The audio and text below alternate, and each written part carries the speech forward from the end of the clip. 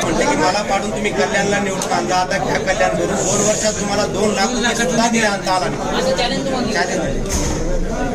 Challenge काय आहे? केंद्र सरकारच्या बजेट झाल्यानंतर जेवढे पैसे राज्याला आले ते आम्ही 48 खासदारांनी जिथं आणले.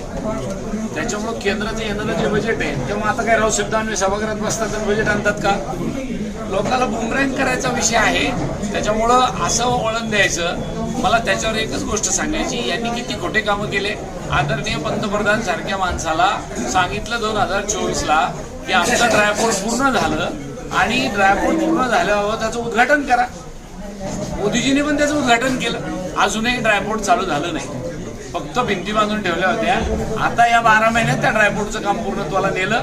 आता टेंडर निघालं, लवकर ड्रायपोर्ट कार्यान्वित होणार आहे. सर मागच्या वेळेस आपण टेंडर निघालं होतं म्हणलं होतं, तिकडं पाहणी करून आलो होतो, आपण टेंडर निघालं म्हणलं होतं ड्रायपोर्टचं. टेंडर अजून वर्ष झालं पण अजून तसंच आहे का? ड्रायपोर्टचं टेंडर काल परवा परत पुन्हा निघालं आणि त्याच्यामध्ये 3 पार्ट्या आल्या. केंद्र सरकारचे नितीन गडकरी यांना मी स्वतः जाऊन भेटलो. या वेळेला त्या टेंडरमधली कोणती जी त्यांची नियमानुसार पार्टी असेल ती फायनल होईल आणि ते कार्यान्वित होईल.